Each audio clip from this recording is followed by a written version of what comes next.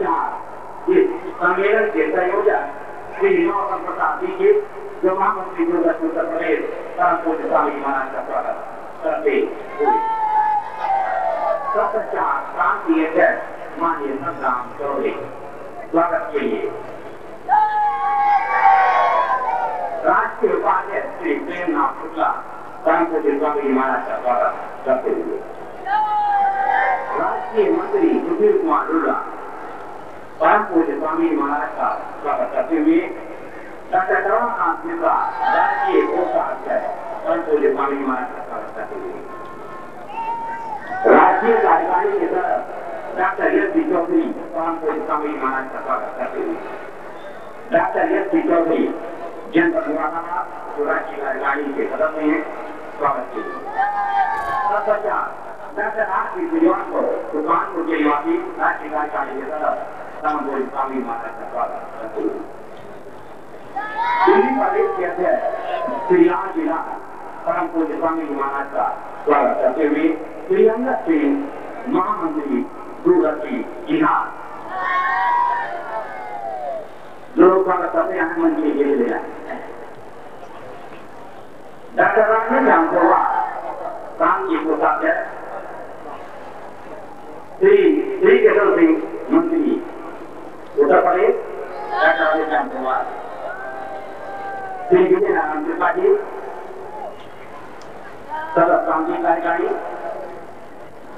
ये श्री विजय नारायण त्रिपाठी जी श्री वतन वर्मा सदस्य प्रांतीय कार्यकारिणी आप लोग मान रहे लोग श्री विनोद कुमार गुप्ता श्री वतन वर्मा बलिया सदस्य प्रांतीय कार्यकारिणी श्री माता प्रसाद मौर्य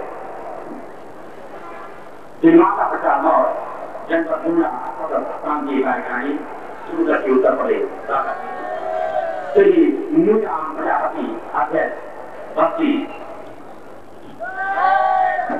श्री मोहन चौधरी अध्यक्ष फैजाबाद श्री अवधेश कुमार तिवारी सदस्य प्रांतीय कार्यकारिणी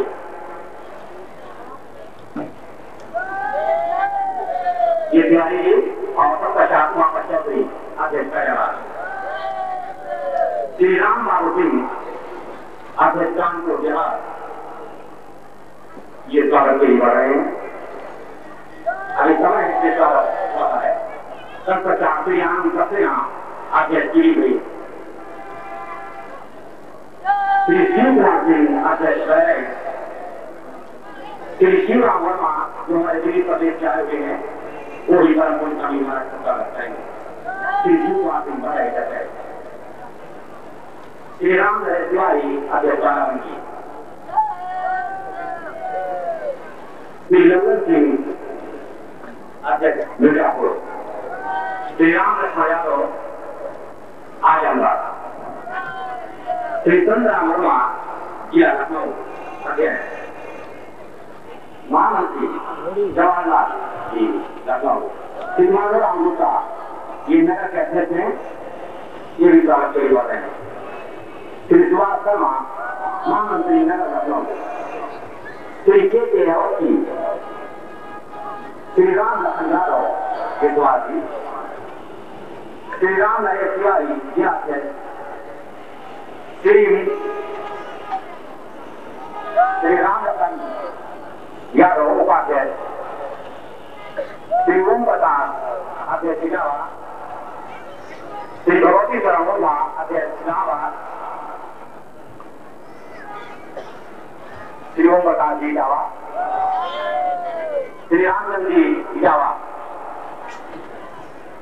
श्री भगवती चरण ओझा इलाहाबाद अध्यक्ष श्री सूर्यवली सिंह सुल्तानपुर श्री सरदार सिंह प्रतापगढ़ श्री भगवती प्रसाद साहित्य गोरखपुर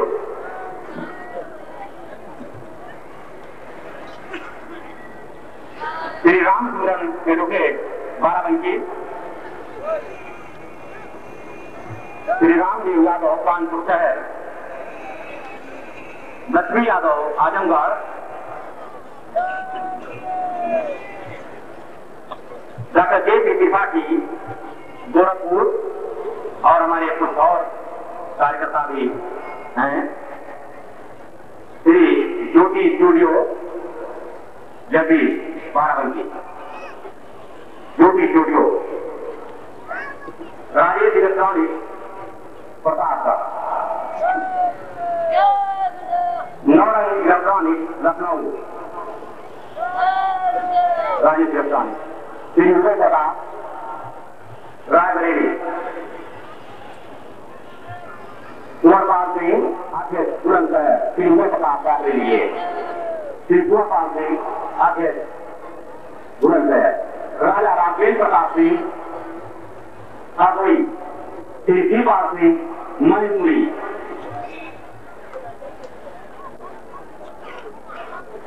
श्री कृष्ण कुमार जी ये सचिव कार्यालय उत्तर प्रदेश दुर्गा जी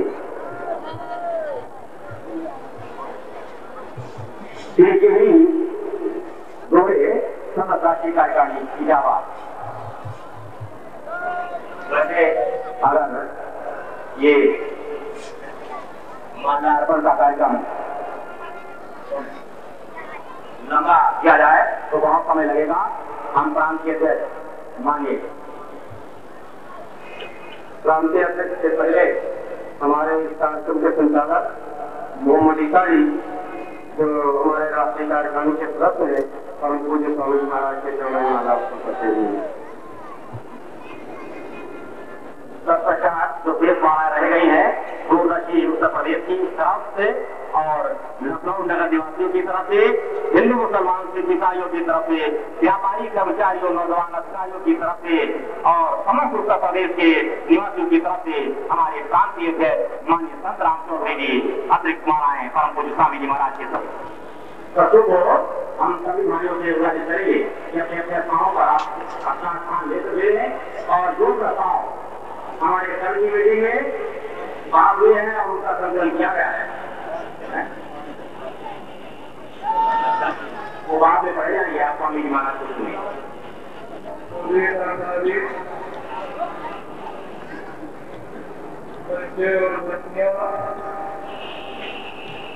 अपनी अपनी जबान को बंद करें।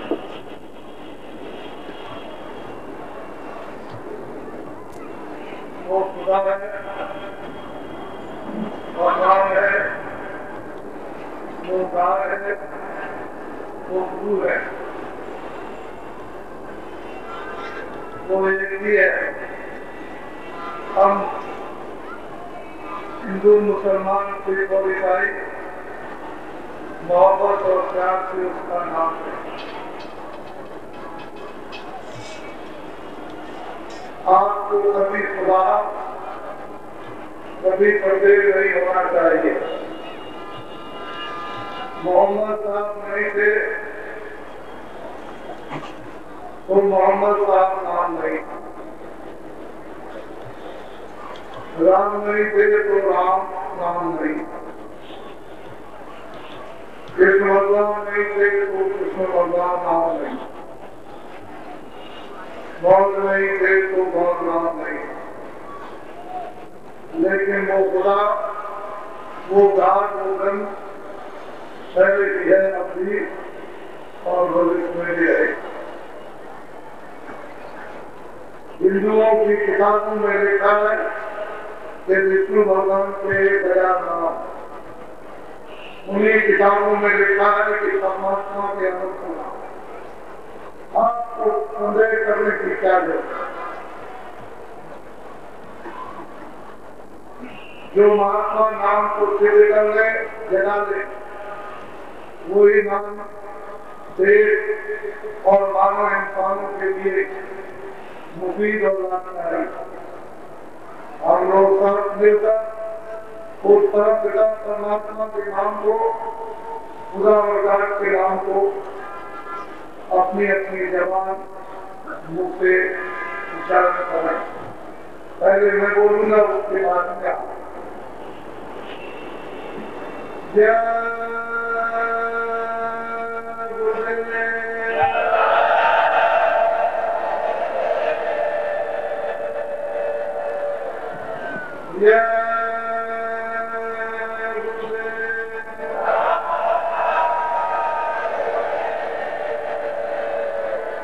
मुसलमानों,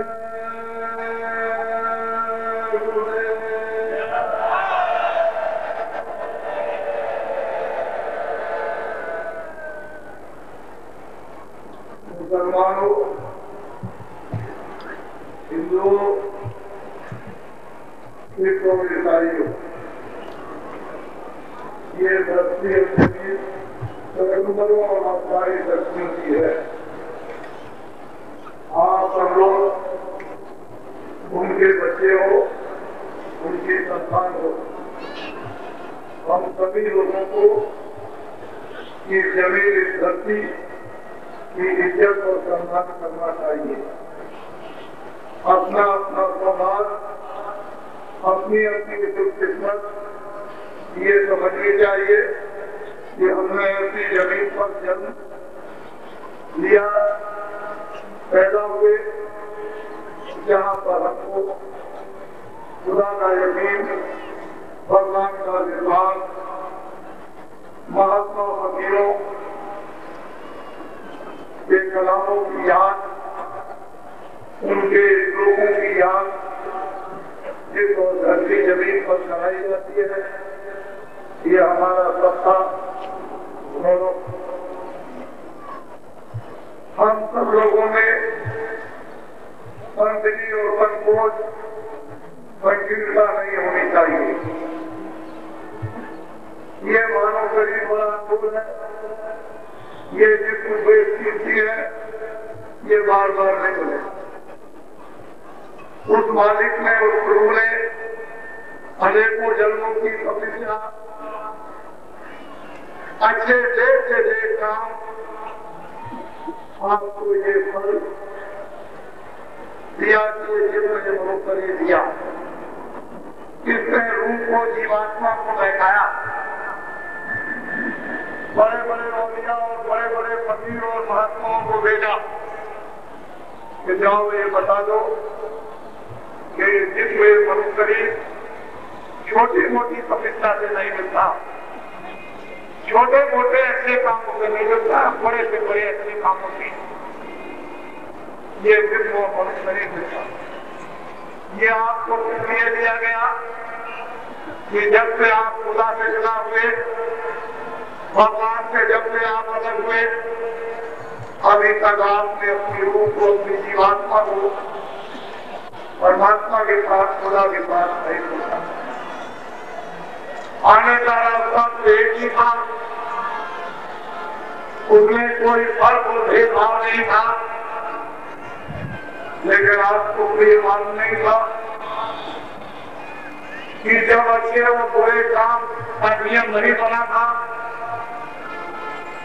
तो जितने भी इंसान आदमी थे, सब उसकी बात को, उसकी आवाज को, उसकी वाणी को, उसकी देववाणी को, उसकी आकाश वाणी को सबके सब सुनते थे, सबको होता, सबको ज्ञान था, सबको शक्ति थी, और भूत और भविष्य और वर्तमान का सबको इल्म और बोध था।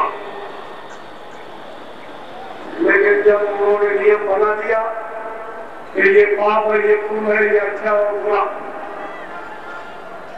और आपको ये आजादी दी, ये अधिकार आपको दिया कि अच्छा से अच्छा आप काम करो और बुरा से बुरा काम करो, तुम्हारे अच्छे काम और बुरे काम में कोई रोक टोक खुदा की तरफ से, भगवान की ओर से नहीं। जो कुछ भी अच्छे बुरे काम करोगे वो सब लिखा जाता। आपकी जबान पर, आपकी आंखों पर, आपके कान पर, आपके दिल पर, आपके दिमाग पर कोई भी बंधन नहीं। जितना भी आज करो, आज का कल को, कल का पीछे किया पीछे, उसके और सब अधिकतर और पार्टी में दिखाया जाए। आपको ये मालूम नहीं कि मेरा हिसाब देखा जा रहा अच्छे बुरे काम। अगर अच्छे बुरे कामों का हिसाब न लिखा जाता तो उसको रोजक गुनाह डालने की क्या जरूरत, उसको 4 खाने 84 मछलियों की बनाने की क्या जरूरत, कोई जरूरत नहीं थी। वो पशु बनाता, वो पंछी बनाता, वो नरकों में भेजता, वो रोजे में भेजता, लेकिन उसने अपने हाथ में कुछ नहीं रखा, पूरा अधिकार और आजादी आपको दे दी। इसलिए आपको ये बात सोचनी होगी कि हम हिंदू है, मुसलमान है, सिख है, ईसाई है, सच को एक, सच एक, प्यार एक, रहम एक, मोहब्बत प्यार एक, उसमें कोई अंतर्निहित सूरज, चंद्रमा, सितारे, जमीन और आसमान एक, अपनी अपनी मुख्तलिफ भाषा में आप कुछ भी उसको कहें, लेकिन एक, लेकिन जो तब्दीली, जो भूल, जो भ्रम, बुद्धि का ज्ञान, अकल की कम अकली जो आप में पैदा हो गई, उसी का जो बोला, लड़ाई उसी की हो गई, भेदभाव उसी के हो रहे, संकीर्णता उसी की है, कतलेआम उसी का है, चोरी बेईमानी उसी की है, धोखेबाजी उसी की है। अगर तुम्हारा दिल और दिमाग पाक साफ हो जाए, लेकिन बेईमानी से नहीं, धोखेबाजी से नहीं, झूठ से नहीं, ये बताया था फकीरों ने, महात्माओं ने कि सच बोलना, सच ईमान और इखलास को रखना। जब तुम चोर करोगे, बेईमान करोगे, धोखेबाज करोगे, तुम गाली गलौज करोगे, तुम बेइज्जती करोगे, अरे मुसलमान भाइयों, इबादत कौन कबूल करेगा? तुम शैतान के सिकंजे में आओगे। ये दूरदर्शी का राष्ट्रीय सम्मेलन होगा, मैं इसमें निमंत्रण पर आशीर्वाद देने आया, दुआ देने आया। मुझे कुछ देना है, आपको देना। मेरी निगाहों में न कोई हिंदू न कोई मुसलमान। आए सच्चे मुसलमानों, आज भी तुम मेरी बात को ध्यान से सुन लो।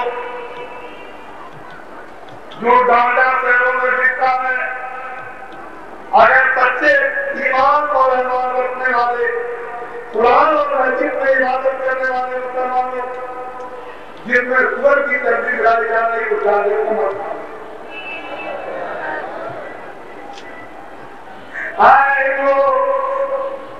जिसमें घास की चर्बी मिलाई जा रही, वो डांडे को मत खाओ कि इसमें तुम्हारा अधिकार है। लेकिन जिस मस्जिद में, जिस मंदिर में पटवा को नाम है, वो पहचान करते हुए, चाहे मस्जिद हो, चाहे मंदिर हो, चाहे गुरुद्वारा हो, चाहे चर्च हो, जिसमें तुम्हारा अधिकार है, उसको हिंदू मुसलमानों तुम नहीं समझो। तुमको कौन कहता है कि तुम सुअर की चटनी डांडा में खाओ? जब तुमको बताया जाता है फिर भी तुमको समझ में नहीं आता। कौन कहता है कि तुम गाय की चटनी खाओ? अगर तुम डांडा नहीं खाओगे तो क्या तुम मर जाओगे? जो तुम्हारा अधिकार है, पहले ऊपर का प्राप्त उसको छोड़ दिया।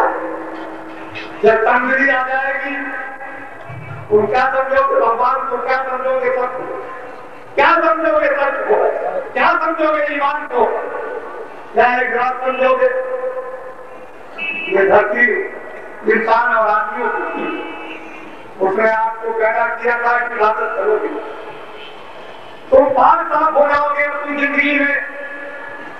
ये तुमको जो जन्म दिया था अनमोल मानव शरीर का, तुम भगवान का भजन करोगे, मन को, बुद्धि को, चित्त को, अंतर्गण और जीवात्मा को निर्मल करोगे, भगवान का साक्षात्कार होगा।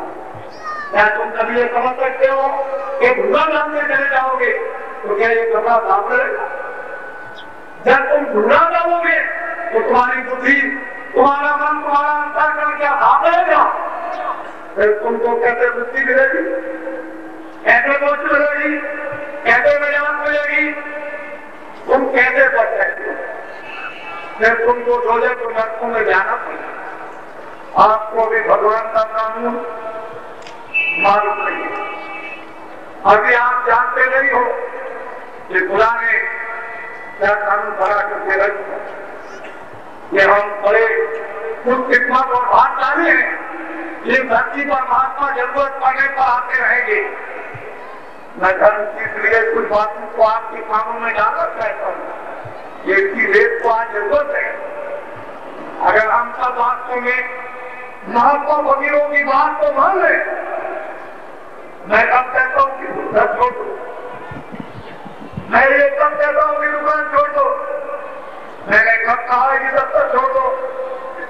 एक दो मुसलमान सिख इसाइयों जो खेती करते हो खेती करो, जो दफ्तर करते हो दफ्तर का काम करो, और जो दुकान करते हो दुकान करो, लेकिन किस तरह से? मेहनत और ईमानदारी के साथ, जिसकी हर जगह जरूरत और आवश्यकता है। मेहनत और ईमानदारी दुकान और दफ्तर और खेती में चली जाएगी तो घर में नरक हो जाएगा, यह घर दोजख बन जाएगा। ये तो आपने सोचा नहीं, तुमने अपने फर्ज को नहीं समझा कि इंसानी काम क्या है, ये मानवता का काम क्या है। इसलिए आज फिर से बोलो, खेती दुकान दफ्तर का काम करो, काम को अपने बच्चों की खिदमत सेवा। ये दोनों ड्यूटी दोनों फर्ज है। ये जो कुछ भी आपको ऋषि मुनि महात्मा फकीरों ने दिए उनको पूरा करो। जब आपको कोई भी काम का समय न हो, आप फुर्सत में हो, स्वतंत्र हो, मुसलमान जिस्मानी मैजिक में आधा घंटा सच्चे खुदा की इबादत। आप पास से आवाज आ रही है खुदा की, वो तुमको सुनाई देगी। ये क्या आपका लात मारोगे उधर चली जाएगी। उसके सामने ये क्या है? ये माया की छाया जिसको आप देखते हो रात कहते हो, इसमें भूल गए और तुम्हारे धोखा खा गए। ये किसी के लिए सब को धोखा दिया, बोले बोले आए। ये माया की छाया माया नहीं है, इसमें तुम अपने को भूल जाओगे, हो जाओगे। तुमको मालूम नहीं रहेगा कि मैं इंसान हूं, मैं मनुष्य हूं, मुझमें क्या अकल है और क्या बुद्धि है। इसी बीच में समय पूरा हो जाएगा, मकान मालिक अपने सिपाहियों को बुलाकर एक हुक्मनामा जारी कर देगा, सिपाहियों समय पूरा हो गया, ये लो ये पैमाना लो, मकान खाली रहो। और सिपाही दौड़ पड़ेंगे और दौड़कर आपके ऊपर गिरेंगे। आंख को बंद, कान को बंद, जबान को बंद और बुद्धि को पागल से अकल को खत्म कर देंगे। मालिक का फरमाना है, एक मिनट में मकान खाली करो। बोलो आप किससे मदद चाहोगे? ये मकान से, मकान के सामान से, अपनी औलाद से, अपनी बीवी से, अपनी देवी से, क्या अपने मित्रों से, क्या अपने तोप और बारूदों से? एक मिनट के अंदर मन को, बुद्धि को, चित्त को, प्राणों को, जीवात्मा को, रूह को, ये जिस्म और मन शरीर से ठीक करना। ये जोर से गिरेगा जिस्म मन शरीर से नहीं पाए। तमाम मोहल्ले में शोर बढ़ जाएगा। मुसलमान भी कपड़ा डालते हुए क्योंकि उनसे नफरत हो गई, हिंदू कपड़ा डालते हुए घृणा हो गई, बहुत सही करेंगे। गाँव के बाहर ले जाकर गड्ढा खोदेंगे, गाड़ देंगे, हिंदू ले जाएंगे, गलियों में रख के जला देंगे। बस यही पे दुनिया और संसार का इत्यादि। ये मकान छाया पड़ी है, ये परमात्मा है, जो है, ये जो कुछ भी सपना, इनमें से कोई भी आपकी मदद नहीं करेगा तो बात जाएगा। ये देश खत्म होता इंडिया है। अरे ये किराए का मकान है, ये तो आपको भाड़े पर मिला है, इससे कुछ काम ले लो। तो ये बताओ तुमने अपनी मुसलमानों रूह के लिए क्या किया? अरे हिंदुओं तुमने अपनी जीवात्मा के लिए क्या किया? कोई घर तुमने ये जो जमा करते रहे मकान के लिए किराए पर मिला, इनमें से जीवात्मा चेतन निकाल दिया तो बस ये मिट्टी हो। ये मिट्टी के सामने पूरा दुख व्यक्त करके ये दूरदर्शी का ये क्रांति सम्मेलन होगा, उसके संबंध में बड़े ध्यान मैं करता धार्मिक और मजेदार मेरी निगाह में न कोई हिंदू है, न कोई मुसलमान, न कोई सिख, न एक ईसाई। मेरी निगाह में एक इंसान, एक आदमी। उस आदमी में एक जीवात्मा, एक रूप। वो जीवात्मा रूप खुदा का नूर, भगवान का अंश। अगर ये बात समझी जाए तो मोहब्बत और प्यार हो जाएगा। तो मोहब्बत और प्यार हो जाएगा, चोरी खत्म, जगती खत्म, मारपीट खत्म, लूटपाट खत्म, बेईमानी बदमाशी खत्म, बेइज्जती खत्म। अगर मोहब्बत और प्यार नहीं होगा तो कोई चीज खत्म होने वाली नहीं। मोहब्बत का पैसा नहीं देगा, मकान नहीं देगा, कपड़े नहीं देंगे। ये मोहब्बत और प्यार की गोलियों में नहीं, मोहब्बत और प्यार केवल में पैदा नहीं होता।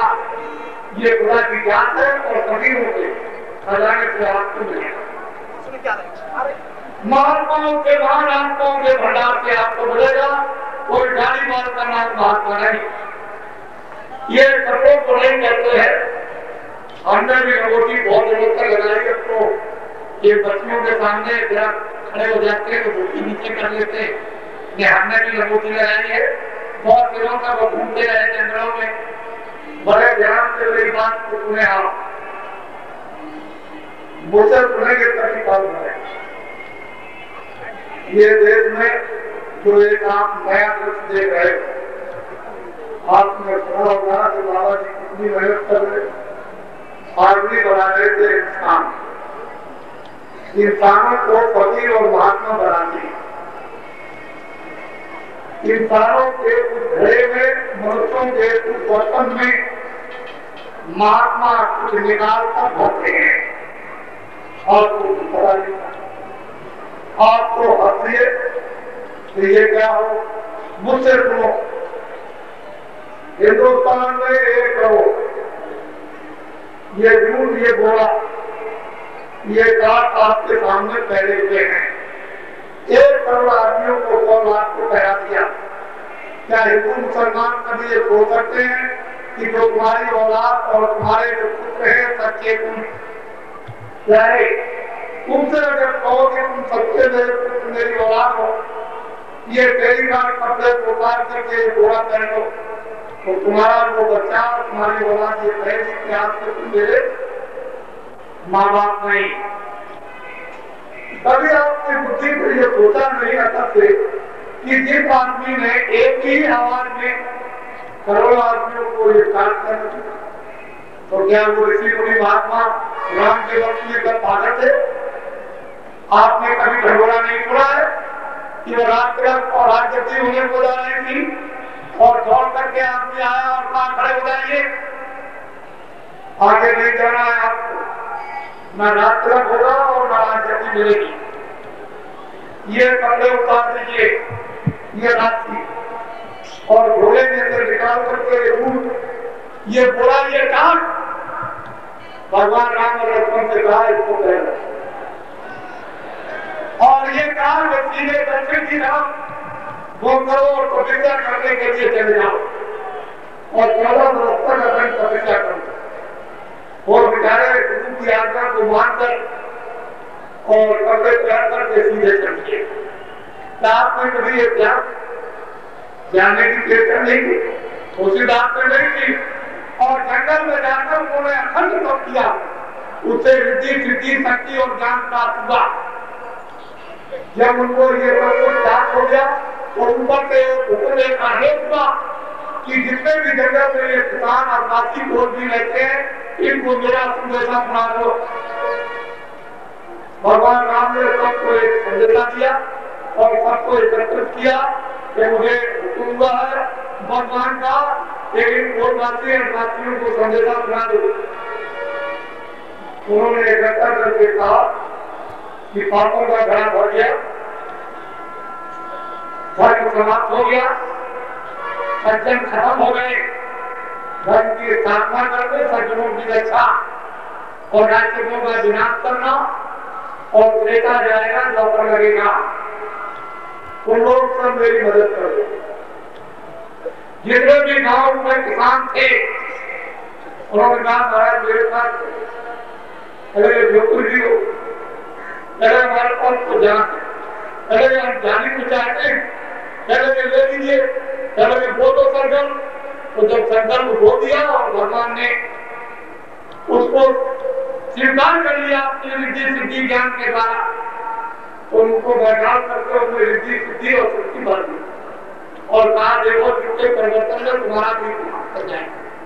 चलो धर्म की स्थापना, सज्जनों की रक्षा, राष्ट्र को घटना और आज का इतिहास बिल्कुल साक्षी है। मुसलमानों, आपको भी कुछ गौर करना चाहिए, कुछ अकल का काम अकल से लेना चाहिए।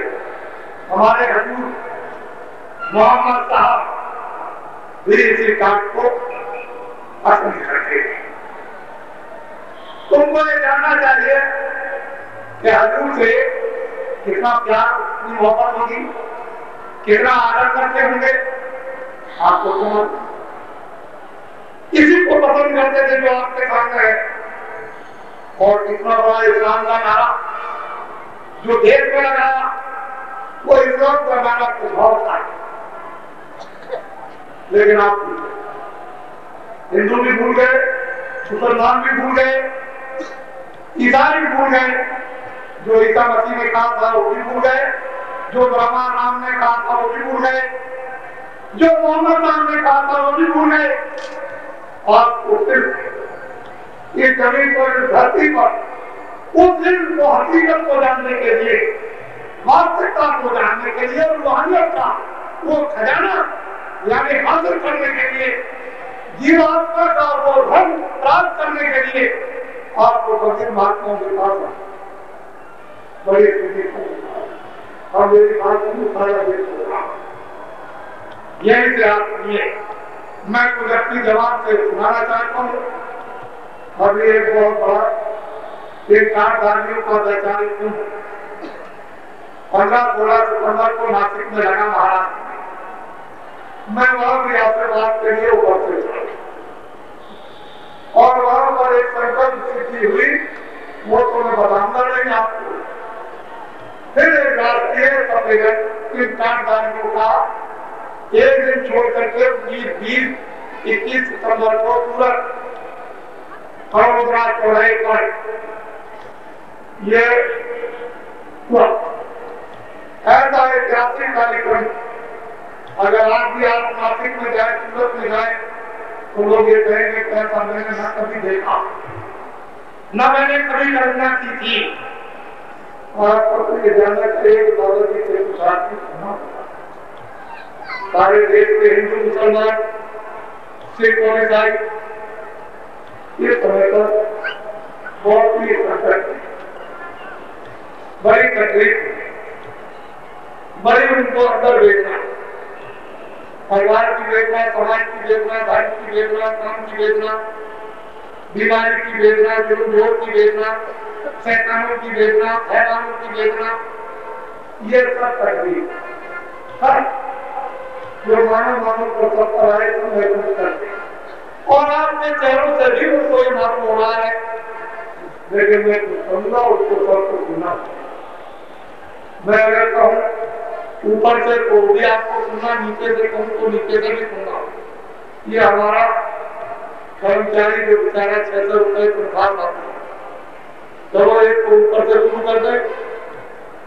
जब ये तनख्वाह एक को मिलती है तो घर में झगड़ा झगड़ा करके बच्चों को डांट डूट कर 20 दिन में उसकी तनख्वाह खत्म हो जाती है। यह है बाजार की महंगाई का दृश्य। बेचारा बड़ा चिंतित रहता है। और ये मुझको बताइए कि जो 10 दिन में 1 महीने में बाकी रह गए वो कहां से आएगा। फिर इतना ग्राउंड से कि उसके 4 बच्चे स्कूल में पढ़ेंगे, एक बच्चे पर 300 रुपया खर्च होगा, तो 1200 रुपए 4 बच्चों पर खर्चा। ये बताइए कि वो कहां से आएगा। फिर बच्चा बीमार, माँ बीमार, पिता बीमार, डॉक्टरों की फीस और दवा का दाम, बोलिए ये कहां से आएगा। इस पर आप जरा विचार कीजिए। मैं ऐसा समझता हूँ कि भारत का अर्थशास्त्री बिल्कुल पागल हो गया। अगर उसने ये कैलकुलेशन किया होता कि सबसे छोटे आदमी का गुजारा कितने में होगा, कितना मकान भाड़ा, कितना बिजली भाड़ा, कितना खाने पर, कितने बच्चों की पढ़ाई पर, कितना दवा पर, और कितना एक पर, कितना शादी पर, और कितना माली पर, और कितना ये कितना खर्चा होगा, कारखाने बता भी लेना। लेकिन हमारे छात्रों ने उसको विचार नहीं किया। बड़े ध्यान से मेरी बात को आप सुने।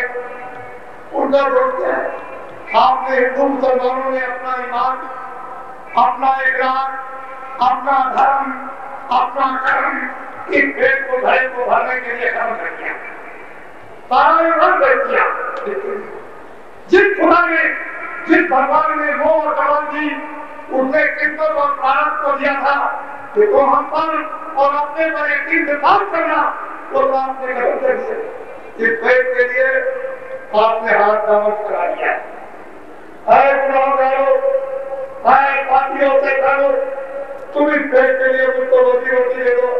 है तुम सीधे गाने खुदा से मांगते, भगवान से मांगते तो क्या नहीं मिल सकता था, लेकिन उसका यकीन विश्वास खत्म कर दिया, इसका भी विश्वास खत्म कर दिया, और फकीर और महात्माओं का भी विश्वास करा दिया।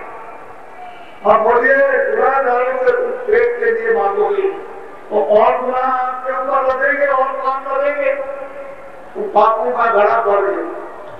क्षमा करना, ये बेचारा होता हमसे कहता है देखो, आशीर्वाद देखो, ये है अधिकारी का हाथ, 2000 रुपए तनख्वाह पाते होता भी बीच देने का। अब मैं अगर इनके लिए कुछ जिंदगी गलती क्या, गलती है क्या है? कोई गलती नहीं। बड़े ध्यान से सुने आप, ये हमारी दुकानें, दुकानदार व्यापारी,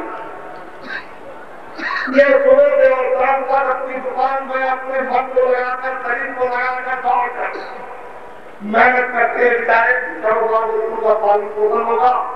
एक आदमी उधर से आ गए, देखो सेठ जी, ये 20,000 की रसीद ले लो, मैं अभी लौट के आता हूँ, तैयार रखा। वो बेचारा चिल्ला रहा, 20,000 कुछ नहीं, बोलो 20,000 देना, तब तक किसी दूसरे को बुलाऊंगा, कुछ नहीं, ये 1 लाख की रसीद ले लो, अभी आओ। तब तक आया कि तुम बहुत बड़े उद्योगपति हो और तुमने करोड़ों कमाई, आप कुछ नहीं जानते, ये रसीद लो, वो तो फट रह गया। वो बेचारा क्या करता, फिर कितनी रिश्वत, कितनी भूख, कि मैं आपको क्या वर्णन कर रहा हूँ कि बाबा जी समझते नहीं। बाबा जी उस जमाने के आदमी है जब 2 पैसे मजदूरी मिलती थी और 1 चपरासी रुपए महीने में तनख्वाह, उसमें वो 2 आने 4 आने बचाता था और पूरे बच्चों को कपड़ा और खाना देता था। संज्ञानिक में मेरे सामने 10 पैसे मजदूर को मजदूरी मिलती थी, 2.5 आने, और बड़े से बड़े कारीगर को 2 किया, और गुजारा नहीं करता। हमने जवाब देगा कि उसके घर पर कोई आ जाए तो भूखा नहीं जाता, उसकी खिदमत और सेवा मेहमानों की होती थी, अतिथि की होती थी। लेकिन अब हमने वो जमाना देखा, ये बेचारे तमाम रिश्वत और घूस, तमाम तरह के चंदे, ये तो फट हो गए कि अरे मैं क्या करूँ, मेरे लिए क्या, मैं मर जाऊँ, अपने बाल बच्चों को डुबा दूँ। और ये सोचते सोचते कि किसी तरह से संसार करना, जान को चलानी है, समय को पूरा करना, तो बाजार की साफ चीजें बैठी। तुमने कभी ये सोचा कि हिंदुस्तान की आबादी कितनी है? 100 करोड़। अगर हिंदुस्तान में कोई भाई का राज हो और जनसंख्या की जनगणना करना चाहता हो, तो आइडेंटिटी कार्ड जारी कर दे, ये 100 करोड़ 1 अर्थ से इतना मिलता है। 5 आदमी नीचे नहीं निकलेंगे, 85 करोड़ देश में मिट्टी में काम करने वाले किसान, जो जंगलों में मिट्टी में काम करते हैं, इन बाजारों की शांति में नहीं हो जाएगी। तो 85 करोड़ बड़ी संख्या के आदमी जब बाजारों में सामान खरीदने आएंगे उनके खून पसीने की कमाई में। फिर उसके बाद उनके खेत में जो सामान पकेगा वो बाजार में आएगा। दोनों तरफ से किसान रुक गया, महंगाई भी रुक गया और उसके बाद में जो सस्ता हुआ उसमें भी रुक गया। तो व्यापारियों को क्या बोले? इनका दोष क्या है? व्यापारी दुकानदारों का इनका कोई दोष नहीं। पर आए दिन तरह तरह से और छापे मारना, आज इस दुकान में छापा, आज उस घर में छापा, उस घर में छापा, उस घर में छापा। ये छापे हिंदुस्तान में हमारे सामने नहीं पड़े। हमने ब्रिटिश पीरियड को देखा, अंग्रेजों के राज को देखा। आज भारत की जनता गुजरात कर रही है, अंग्रेजों का राज कैसा था, उसने न्याय को दिया था। हमारा भारत खुद हो गया और कितना। कभी आपने ये बात सोची? ये विचारों की जब ये विचार चिल्लाने लगे कि रिश्वत ले गए, पूछ ले गए, चंदा ले गए, हारने क्या कम हुई है, तो इनके पास आता है अखबार और रेडियो। फौरन दिल्ली में से लिखा हिंदुस्तान का व्यापारी और दुकानदार चोर डकैत और मिलावट करता है 81 करोड़ किसानों को चक्का देने के लिए। हमारे देश का ये दुकानदार व्यापारी कभी भी जगह छोड़ दे, ये हम आपको विश्वास आते हैं जगह छोड़ नहीं था। लेकिन हमको अफसोस है और चिंता और फर्क की बात कि जो रिश्वत और घूस और चंदा देते हैं वही लोग रेडियो पर दुकानदारों व्यापारियों को घोषित करते हैं कि ये डकैत और चोरों विभाग ऐसे लोगों को चुरू और पानी में डूब के जगह कर जाएगा। बड़े ध्यान से आप सुने, हमको भी तकलीफ है। ये विचार करना, ये हमारे नौजवान खड़े जिनके पास डिग्री ज्ञान आ सकती है, ये विचार एक करोड़ हिंदुस्तान के स्कूलों से निकलेंगे डिग्री लेगा। ये लड़के कहते हैं हमको नंबर कम मिला, हमको पास हो गए थे, नंबर नहीं दिया। कोई परेशानी है ना? जब 1 करोड़ निकलेंगे स्कूल से तो एक रात को नौकरी नहीं मिला देगा। अरे बच्चों, तुमको हमारी जरूरत पड़ेगी, आपको पड़ेगी हमारी जरूरत। मैं आपका खर्चा ऐसे की, मैं आपका सच्चा सेवक हूं, मुझे आप अपना दान समझो, मेरी जरूरत आपको पड़ेगी। ये बेचारे हमारे पास आते हैं बड़ी संख्या में, महाराज आशीर्वाद दुआ दे दीजिए, ये बच्चे की बचत देश की इतनी बड़ी ये जनसंख्या जिनके पास डिग्री ज्ञान हो सकती हो वो व्यर्थ में चला जाए, वो राष्ट्र कैसे उन्नति कर सकता, इसको सोचना। किसानों के ऊपर इतना कर्जा, खेती के ऊपर इतना कर्जा।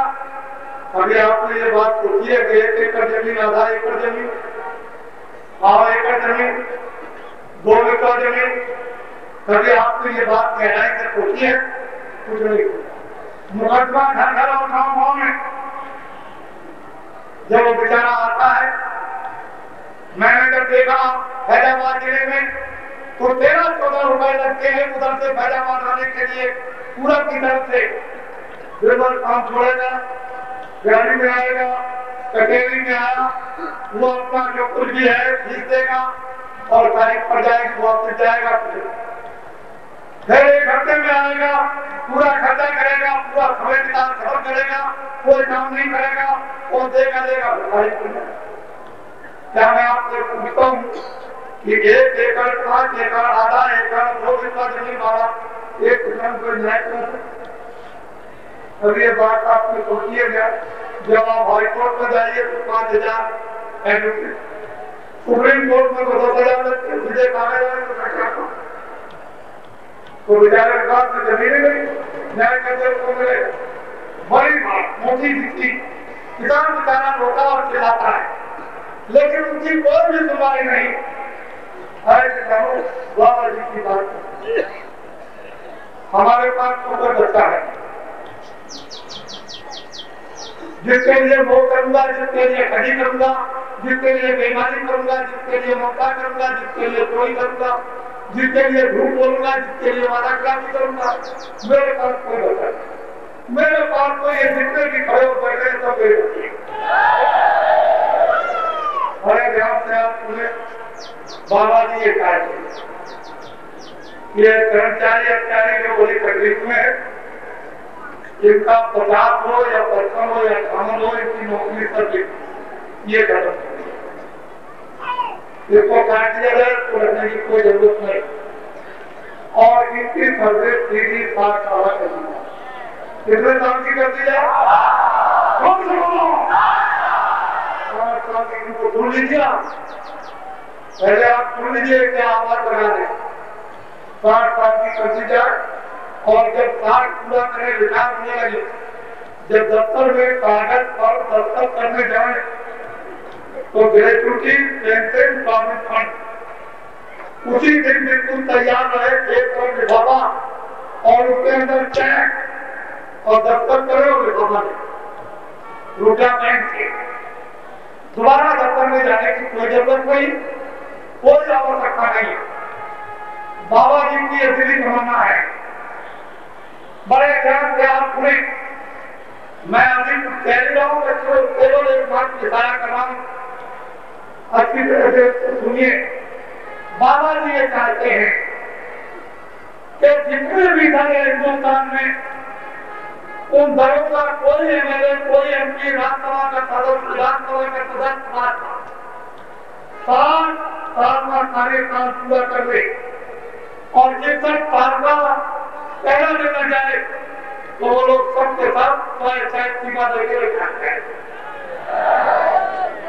अब जब रिटायर हो रहे, ये जो रिटायर होना है, नई जितनी बात नहीं है, बाबा जी ये चाहते फिर से कि एमएलए हो, एमपी हो,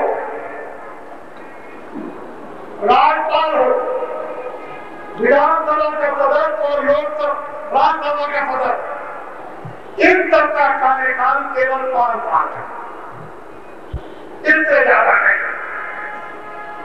बोलो एमएलए, एमपी, राज्यपाल और राज्यसभा का सदस्य, विधानसभा का सदस्य, इन सब लोगों का कार्यकाल केवल 5 साल तक रहेगा, तो नौजवानों को उनको देश की सेवा का मौका मिलेगा कि नहीं?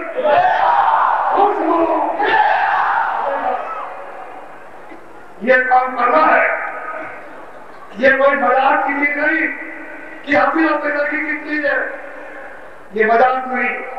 और नौजवानों की डिग्री और ज्ञान और शक्ति का उनका पसंद समाज और देश के लिए फिर निकालो। ऐसे काम नहीं बन सकता, हम तो काम से बनेगा। तुम समझते हो कि मेरे पास बुद्धि है और किसी के पास कोई बुद्धि है ही नहीं, सब पागल है। हम ये चाहते हैं कि ये जितने हमारे दुकानदारों ने पानी जो आपने उद्योगों का राष्ट्रीयकरण किया, इसकी कोई जरूरत नहीं है, तो फ्री कर दिए जाएंगे। ये सब के सब दुकानदारों को आपके चाहिए जाएंगे। क्यों कर दिए जाएंगे? कि जितना राष्ट्रीयकरण उद्योगों का हुआ है, उनमें करने खाता तो कोई बेहतर मुख्यमंत्री और प्रधानमंत्री पूरा करेगा। ये 85 करोड़ भारत जो मिट्टी में काम करते हैं, उनको पूरा करना है। आपको तो मालूम है, सारे के सारे उद्योग वापस कर दिए जाएंगे। तो हमारी बताओ कि ये ब्लैक और व्हाइट क्या है? ये क्या सीधा गई पेट्रोल, ये ब्लैक और ये व्हाइट, ये क्या? हमने कमाया, हमने खेती में कमाया, हमने दुकान में कमाया, हमने कारखाने में कमाया, हमने दफ्तर में कमाया। ये ब्लैक और व्हाइट कैसी? हमने खूब पसीना पाया। क्या इसकी जरूरत? एक रकम से दान कर दी जाए। 1 लाख रुपया साल में व्यापारी कमाएगा, 30,000 जरूरत। 2 लाख कमाएगा साल में 60,000 जरूरत। बाकी जितना भी रुपया घर में रखे, बाहर रखे, कहीं रखे, बैंक में रखे, तिजोरी में रखे, उनको पूरा राइट पूरा रखा। मेरा क्षमा करना, आपको अगर और कहीं टैक्स लगाना है जहां से माल चलता है, एक जगह पर आप सोचो कि लोग भर्ती में से माल निकला ये टैक्स करा दिया, क्या जरूरत है आपको जगह जगह परेशान होने की, टैक्स लगाने की? कोई जरूरत, कोई आवश्यकता नहीं है। क्या जरूरत है किसी के घर में सामान डालने की? ये छापे नहीं पड़े, हिंदू हो या मुसलमान हो, छापे कितने बच्चे में ढके। जब ये दुआ हो जाए कितने बाहर आया कोई का वहां तुम छापे डालोगे दुकानों में, ये क्या चोर डकैत है? अगर चोर डकैत है तो सब में इनकी जरूरत नहीं है। अरे नौजवानों बच्चों, ये पर विचार करो कम से कम, ये हमारे देश का कितना कर्जा आपके पास रोड आज चिल्ला रहा है, हम सुनते हैं कानों से, हमको तो कोई ना कोई रास्ता निकालता। और अब क्या है, अब तो हमने सड़क याद कर दी। आपको अभी क्या मालूम? देखो किसानों, तुम जाकर ये संदेशा सब जगह पहुंचा देना कि टैंकर का कर्जा, ट्यूबवेल का कर्जा, नाली का कर्जा, भैंस और बैल का कर्जा, खाद और गेहूं का कर्जा और दवाओं का कर्जा, जितना किसानों के ऊपर 36 साल का कर्जा लगाऊंगा, ये सब का सब ये काम धारिया आपको माफ कर देंगे। अब मेरी बात, मैं 60 से बहुत ऊपर हूं, मेरा नंबर आने वाला है, मैं तो 60 से बहुत ऊपर चला गया, क्योंकि जब सत्याग्रह नहीं हुआ था तो मैं मौजूद था। जब 3 साल तक सत्याग्रह चुका मैं मौजूद था। गांधी महात्मा को 48 में गए, 36 साल हो गए लगभग, मैं अभी मौजूद हूँ। मैं तो 60 से बहुत ऊपर हो गया, मेरा तो नंबर आ गया। इसको ध्यान में रखना, मेरे पास कोई बच्चा नहीं और मैं 60 से बहुत ऊपर हूँ, मेरा नंबर आने वाला नहीं। लेकिन ये जो आपके सामने ये जो करोड़ों को जो कार्य करना है, देखिए इसको सोचने के लिए बात होना पड़ेगा। तुम लोग गाँव गाँव में जाओ और जल्दी से जल्दी घर से निकल कर जो आपको नासिक के खूबसूरत में बताया है कि तुम लोग मुसलमान, जो भाई, जो हिंदू भाई, जो सिख और ईसाई, सबके पास जाओ, सबकी इज्जत करो, आदर करना पालक करो। जब तुम आदर करोगे और इज्जत करोगे तो इनका दिल और दिमाग गंभीर हो जाएगा और ये सोचने लगेंगे, ये बात को लगेंगे कि समझेंगे कि इंसान की हकीकत क्या है, मनुष्य की मानवता क्या है, इसकी जरूरत हो सकता है। तुमको एक नबी, एक रास्ता का पेश करना है। न तुमको मुसलमान समझना, न तुमको हिंदू समझना, न तुमको ईसाई समझना, न तुमको सिख समझना, तुमको एक इंसान देखा। सभी धर्मों की, सभी देव धर्मों की, चाहे मस्जिद हो, चाहे मंदिर हो, चाहे गिरजाघर हो, चाहे गुरुद्वारा, सबकी इज्जत और हिफाजत हम चाहते हैं। लोग अपनी अपनी मस्जिद में अपने कौन तरीके से हिंदुओं को क्या बोलने की जरूरत है? क्यों की इबादत उसी की वो है तो एक ही। तुम अपने तौर तरीके से जो समझते हो अपनी सुगमता से कि मेरा एक तरह से भगवान का बदल है, वो समझते हैं गाय की प्रार्थना करूंगा, वो सुगमता और सरलता में से समझते वो साधना करे, वो गुजारे में दूध ग्रंथ का पाठ या नाम की कमाई करे, लेकिन सरकार से एक मकसद उनके पास मुझे है रोटी और रोटी पूछ रहा है। मैदान में बड़े ध्यान से मेरी बात सुने, अभी को मैं केवल इशारा करना, मैं कुछ कह रही हूँ, कहने का बात को सुना है, इसलिए वो बात आ रहा। नौजवानों, मैं दिल से ये चाहता हूँ कि जब भी आपको स्कूल से डिग्री मिले, उसके लिए ऐसी व्यवस्था होनी चाहिए कि 1 महीने आराम करो, दूसरे महीने में आपको काम मिलता है। सारे राष्ट्र का विकास होने लगे। हमारे देश का नौजवान डिग्री ज्ञान शक्ति को जब लेकर के जुट जाएगा, इतनी बड़ी जब शक्ति, ये सारा राष्ट्र कर जाएगा। किसी को कहते हैं किनको कहते हैं? असली बात यह है कि न्याय मिलता नहीं। अधिकारियों को दोष कैसे लगाया जा सकता है, क्योंकि इनको काम नहीं करने दिया जाता। अगर इनको काम करने का पूरा इनको अधिकार विधान के मुताबिक मिल जाए, क्या जरूरत है 24 घंटे झगड़ा झूठ को धोखा देवानी, ये सब फैसला कर देंगे कराची।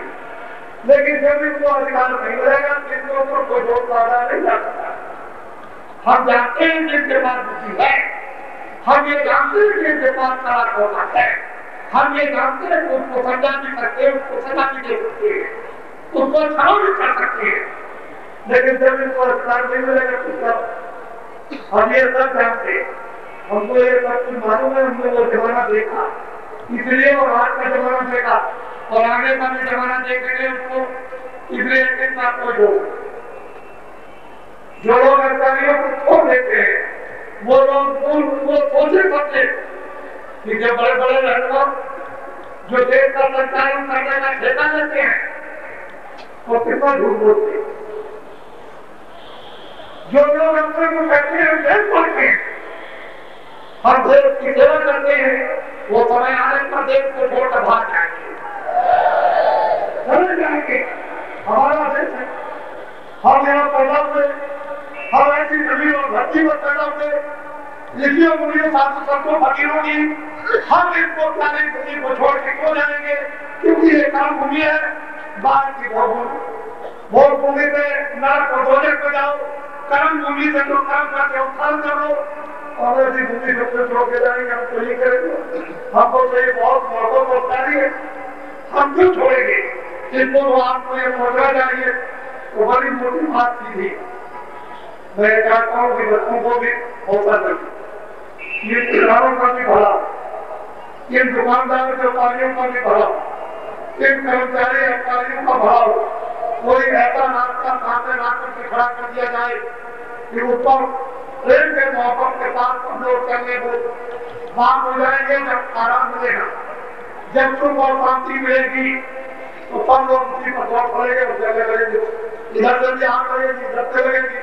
तुम कहोगे कि जब आगे समय खराब आने वाला तो बाबा जी आपकी पूरी सजेस्ट किया, तो मैं पहले से शॉर्ट बना देता हूँ। नौजवानों बच्चों, ये जो टास्क करे हुए हैं, इनसे कुछ सबक बन जाओ। जो देश में आज बच्चों को ये जो टीका लग गया है मुद्दे और बदमाशी का, इनमें भर्ती हो जाओ। आप टास्क मत करना, आप टास्क मत करना, सड़क पर जाओ और एक सड़क पर आ जाओ। मैं जनता को विश्वास दिला दूं और तुम अपने माथे का ये कर्म बोलो और देश को वो जवाब की डिग्री ज्ञान और शक्ति का लोगों के सामने पेश कर दो कि क्या बदले सदियों लोग याद कर देंगे। जो हनुमान को पूछते हैं, जो मोहम्मद साहब को पूछते हैं, जो राम और कृष्ण को पूछते हैं, जो मौत और मालिक को जो पूछते हैं, उन्होंने अपनी भावना को लोगों के सामने रख दिया। आज लोग मत्सर बनाते हैं, उनको सीधा करते हैं। इसलिए नौजवानों के लिए भी, इन किसानों व्यापारियों और कर्मचारी अधिकारियों के लिए ये मुंबई और अहमदाबाद बड़े बड़े कारखाने मुंबई में भी आए, मेरे महाराष्ट्र की रोटी रोटी मिलेगी, क्या बंद हो गए? ऐसे नहीं, ये रास्ता ऐसे नहीं। इसलिए न्याय मिलेगा नहीं, रक्षा मिलेगी नहीं, व्यवस्था नहीं आपके सामने ठीक होगी। सबकी गाड़ी में आग लग जाए तो ये बताओ तो आपकी बुझाने कौन आएगा? गाड़ी में सबकी आग लग गई, अपने अपने बुझाएंगे कि आपकी कोई बुझाए? वहां किसी में आग लगी हुई है, तुम्हारी कौन बुझाएगा? आपको वहां लगी हुई है, बुझाएगा कौन? पाकिस्तान, बांग्लादेश, लंका, जितने भी भारत के चारों तरफ के हमारे मुल्क हैं, ये लड़ने के अपनी योग और सामर्थ नहीं। लेकिन यह रोज कहा जा रहा कि हमको विदेश से खतरा है और देश में आग लगी हुई है। ये करता है बहू, ये करता है चूहे। इससे जीवन को आप लगाकर ठीक से रखोगे तो यह आपके सामाजिक की सेवा करे। और जब इसने भूगोल को उतार के आपसे अलग कर दिया तो यही बड़ी बड़ी सरकार को बढ़ सकेगी। कभी आपसे ये बात नहीं होती, हमारा देश को कोई अभी खतरा नहीं। जब खतरा होगा तो मैं खूब बोलते रहूंगा, आप क्यों चिंता करते हो? लेकिन ध्यान रखने के लिए लोग ऐसे बर्ताव देते हैं कैसे बढ़ाना, ऐसी बड़ी बड़ी पृथ्वी पर बैठकर उदाहरण आपने पूरा नहीं कि आंध्र प्रदेश में सरकार खत्म हो गई, महीनों का समय बीत गया, लोगों से पूछा गया तो 30,000 लोगों ने कहा आपको मालूम है। लीजिए, राष्ट्रपति हमला करने लग गए तो वहां नारे लग रहे थे, कैसे मालूम हो गया? जो महीनों में नहीं मालूम हो सकता और 1 मिनट में मालूम हो जाए तो भारत पेड़ियों के साथ काटो।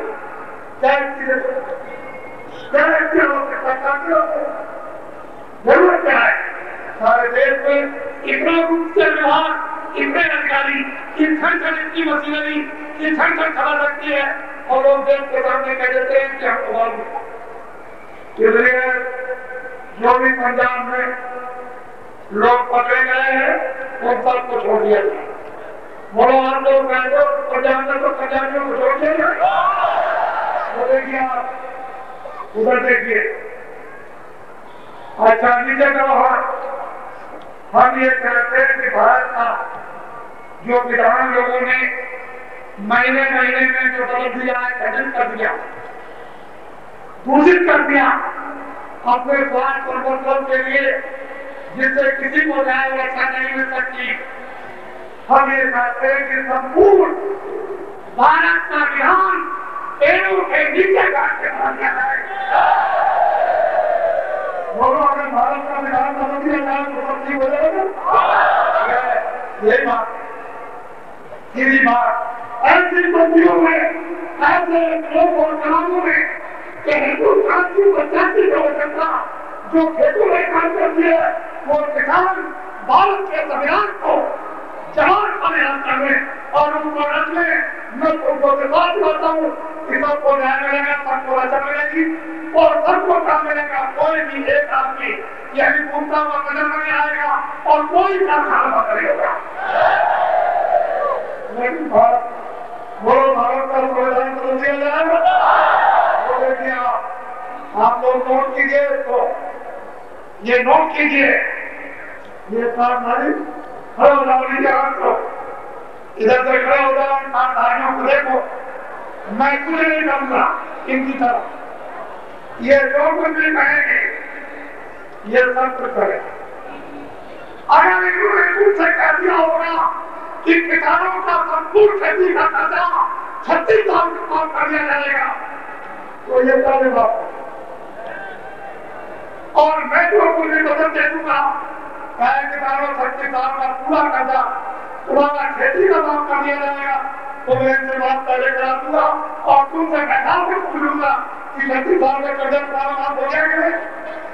अब ये मत पूछो कहां से आएगा, ये मत पूछो, ये पूछने का समय नहीं है, क्योंकि आपको ये बात कोई मालूम नहीं। इतना विदेश से कर्जा लिया कि जितने तुम्हारे 5 अलग पर तुम्हारे माँ के पेट बच्चा होगा उस पर जितने शरीर बर्बाद होंगे उससे ज्यादा कर्जा। देश का कर्जा विदेश का कर्जा कैसे दे सकते? ये सोचो, देश की नाजुक हालत आपको मालूम नहीं। हम समझते हैं पेट्रोल के निर्माणियों 100 रुपए किलो चाय मिलेगी। मैं एक ऐसी चीज बता रहा हूं, अगर नासिक पियो तो मरोगे नहीं, लेकिन 100 रुपए किलो चाय मिलेगी। और जिन्हें मैं बता दूं कि उनका दाम क्या क्या हो जाएगा तो आप तो पागल हो जाओगे। 100 रुपए किलो चाय और उस पर भी आपको मिले बड़े ध्यान से बाबा जी की बात को सुने आप। हिंदू मुसलमान कितना बड़ा जो समुदाय इस तरह से खोज कल्पना करने में आपने अमीनाबाद रहने वाले पार्क में खरीदे देखा बहुत बड़ों में नहीं होंगी, लेकिन हकीकत क्या है, वास्तविकता क्या है, उस पर आप आओ और ये लोग जानेंगे। आपकी बात जब कभी भी चुनाव हो, मैं ये चाहता हूं कि लोकसभा जब न्याय व्यवस्था नहीं मिला तो हमारे राष्ट्रपति जी तुम लोकसभा को तुरंत बंद कर दो। बोलो लोकसभा बंद कर दिया। ये राष्ट्रपति जी आपको जनता का पूरा समर्थन, ये देखो आप इस जनता की तरफ मैं ऐसे मैं जनता से पूरा समर्थन दे दूँ।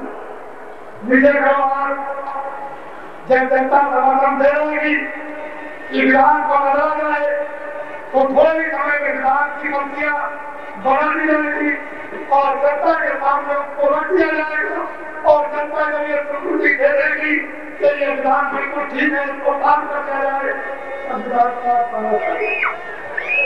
ये नहीं दो चार आदमी 2-4 आदमी बैठ करके जैसा बनाए न उनको मालूम लोग न उनको मालूम सब खत्म हो गए। ये तो लोग पर प्रणाली कराए क्या है, गिराओ मंदिर गिराओ, मैं गिराओ, इसको भागो उसको भागो। अरे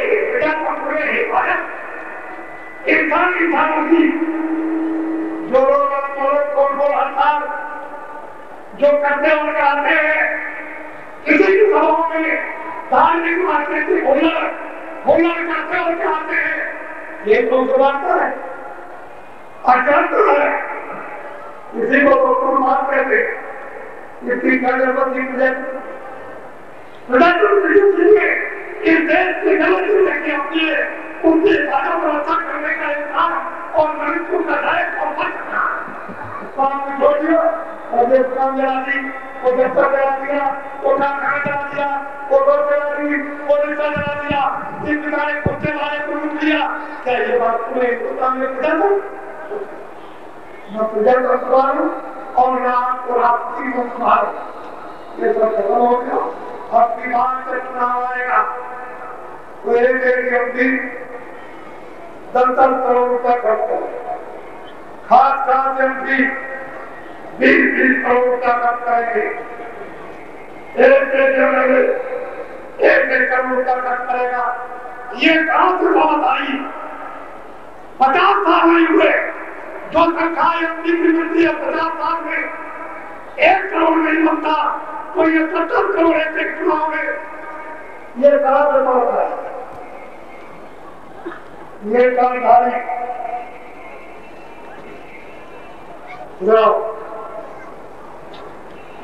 क्या करो, अभी मुझे जरूरत पड़ेगी, आपको भी मालूम नहीं है। मैं कुर्ता टोपी धोती ये सब करवाऊंगा, मेरा दिलाओ किसी पत्थर फोटो में ले जा दो, ये देखो ये लगवाऊंगा करोड़ों आदमी और करोड़ों आदमियों को दिल्ली ले जाऊंगा और फिर उनके राष्ट्रपतियों को कहूंगा कि आपके हिंदुस्तान गरीब जनता ने जो आपने कर्जा दिया उसमें आपने अपना आदमी क्यों नहीं दिखाया? 1 रुपए में भाड़ा नहीं खाए, 1 करोड़ में 75 लाख खाए, 25 लाख में क्या हो गया? ये भारत की गरीब जनता, ये आपने देखा क्यों नहीं? आपने देखा कर कि मेरा ये दिया हुआ तुम्हें वो भी लगना क्यों नहीं लगना? ये 1 करोड़ आदमी का तारीख ये गरीब है उसको माफ कर दीजिए, तो निश्चित करना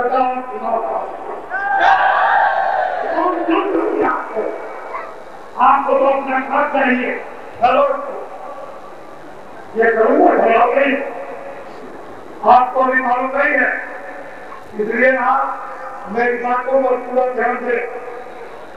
और जिसकी उम्र 60 साल की हो गई, ईश्वर का पहला बेटा क्या, वो कोई भी हो, इससे हमें कोई मतलब नहीं, लेकिन मैं ये जानता हूँ कि पिता आपको मैं नाम लेते हो तो जिस तरह से विपक्ष के लोग पैदल चलते हैं, साइकिल में चलते हैं, कहीं हाथ करने वालों को नीचे उतर आना चाहिए।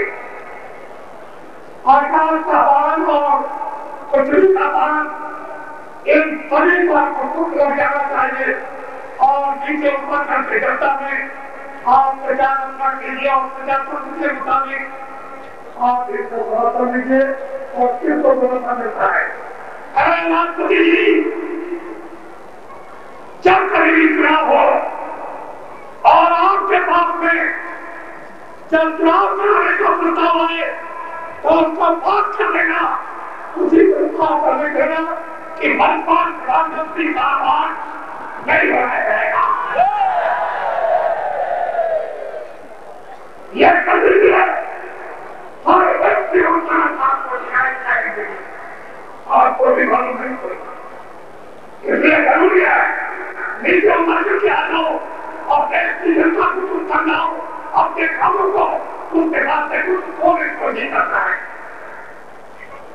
ये जरूरत भी है शांति से काम करे जाए, गाँव को हम फल मिलेगा, ये जिस प्रकार होता है, ये गाँव के लोगों के बाद संजू प्रेरणा बहुत संजू सीखने के बाद ये कभी लगने के अच्छे कामों से मिला, जिस काम के लिए मिला नहीं, रोटी रोटी ने अपने घर को बना दिया, ऐसा जीवन देखा है।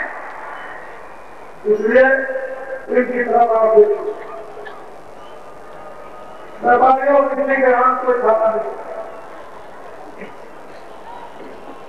एक बार आखिरी में 30,000 आपको दिया जाता है और उसी के हिसाब से जितना लाभ पैदा करोगे साथ में उसी हिसाब से जाए। ये जो आपके बयान काम तक करेंगे, ये सब जाएंगे,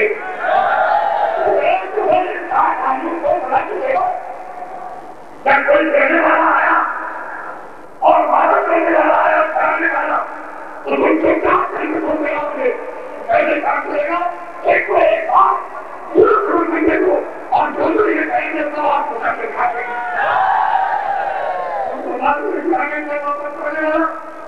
कुरान बचेगा, बोला लोग आता है वो कुरान मशीन बात की जरूरत है जो मुसलमान और से को हो पाएगी। मैं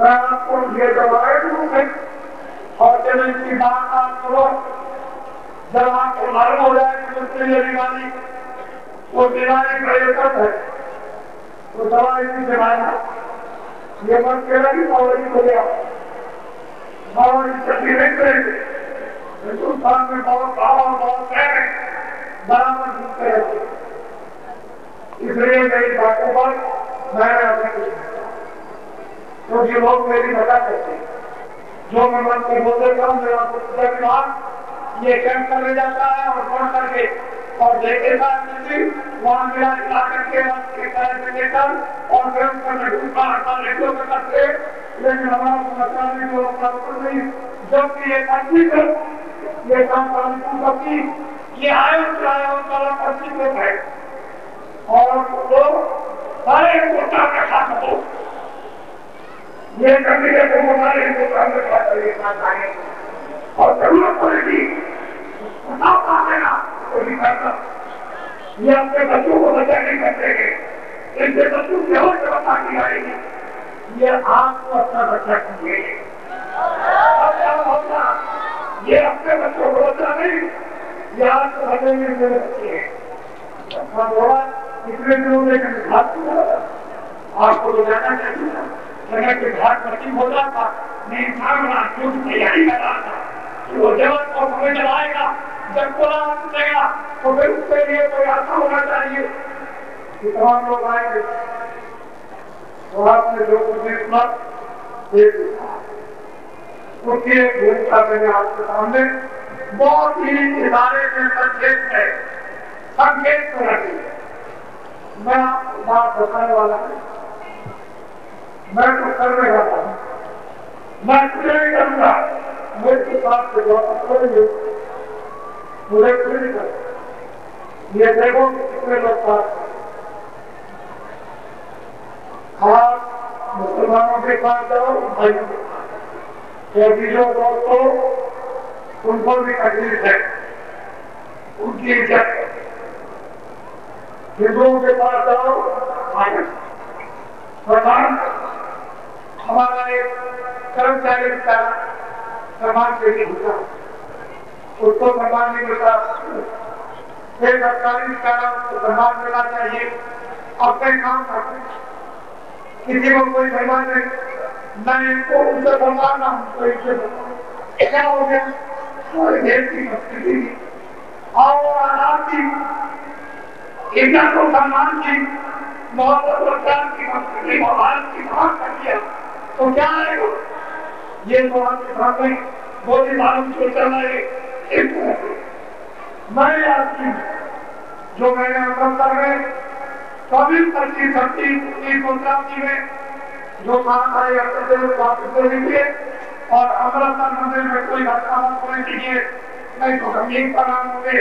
लेकिन देश के नौजवानों में मेरी बात होगा, मैंने बहुत सुना और अपनी मैंने उनसे कह दिया पहले ही नासिक में सूरत में जल्दी से जल्दी वहां सिपाहियों को मंदिर से निकाल दीजिए और फिर कहते तो जल्दी से जल्दी दिल से को बंद कर दिया और फौरन क्या कर दीजिए।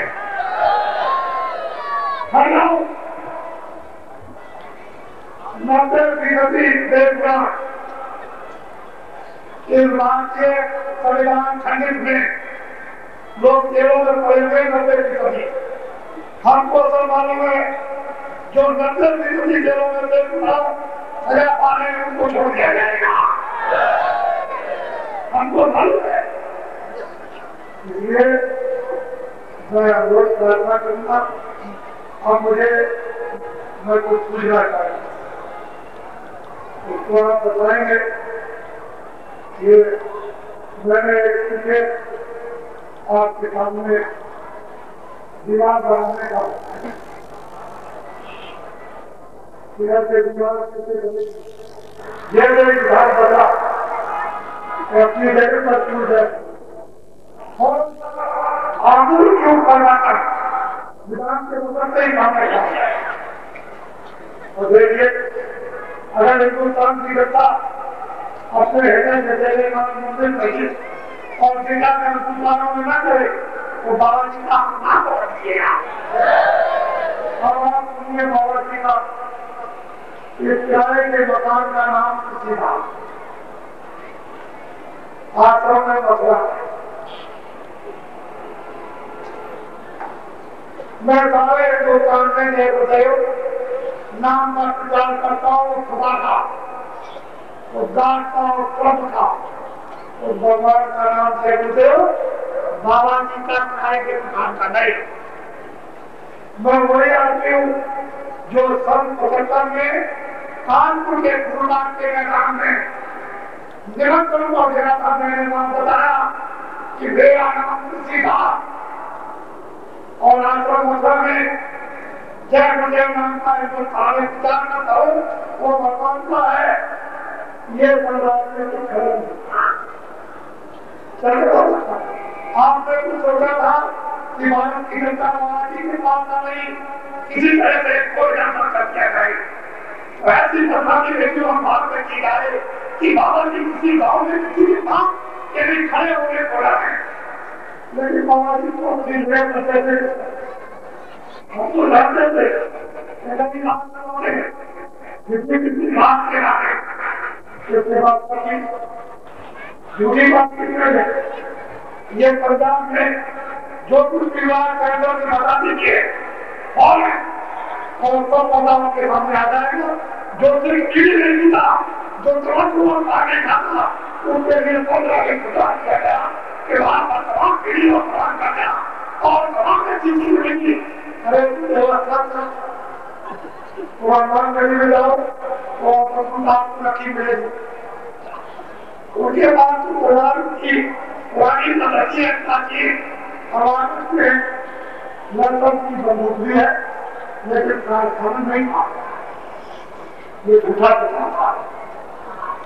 ऐसे झूठे पिता के लिए देखते आपको अगर कुर्बान किया जाए तो अगर तुम्हारी संख्या है तो प्रकट का उपयोग और आपकी भारत की बुद्धि को रोक दे, इस बुद्धि को देखने की जरूरत नहीं। ये बुद्धि को बुद्धि है कि आपने 5 साल पहले भेज दिया और बुद्धि को साथ ले लिया तो ये सारा किसके सामने कुछ और बुद्धि का उपयोग करो और मजबूत बुद्धि को की रात में इसको अच्छी तरह से बनावट करिए अभी से ही और धीरे से जिन लोगों की साथ संपर्क हो गई उनको पहले धीरे से साफ करो और जो लोग चरित्रहीन हो धीरे से उनको साफ कर दो। ये कहाँ करना है, ये घटना का हम लोग तो नहीं करते, ये पीछे भी खिलाते इसलिए आपके सामने का धर्म है। मुझे ऊपर से हुक्म हुआ उस अल्लाह का उस भगवान का कि तुम ये काम कर लो। मैंने उसके हुक्म को कबूल किया, उसके हुक्म को बजाया, कुछ नहीं किया। उन्होंने कहा कह रहा हूँ ये कार्य मुझे गौरव कर रहा हूँ जो पानी में लिखा है, जो काम करते थे, जो रावण कितने पैदा महाभारत प्रयोग के धर्मों में और इसी को करते हुए महाभारत करा दिया। मुझे सुनना पढ़ाने की जो रहेगा इसमें दरखास्त दी है उसके दरबार में एप्लीकेशन 1 करोड़ को हुक्म दे दीजिए तो 1 करोड़ को काट देगा। कितने बताएंगे 1 करोड़ में तय दिया। जब मुझे इजाजत मिलेगी जैसा 1 करोड़ को उसका और तुरंत कैसे लगेगी और कोरोना समाज में करो और क्या जातियों में करो और क्या बाजार में करो और क्या घर में करो और तो आपको इस देश के लिए, इस धर्म के लिए, इस बाजार के लिए, इस परिवार के लिए, इस जीवन के लिए, इस प्रेम और त्याग के लिए, लोगों की जानों के हिफाजत के लिए लोगों की तो लोग भारत का संविधान बन गया है। आप लोग चाहते हो दूसरा हाथ को आप दिखाओ। ओ ये बात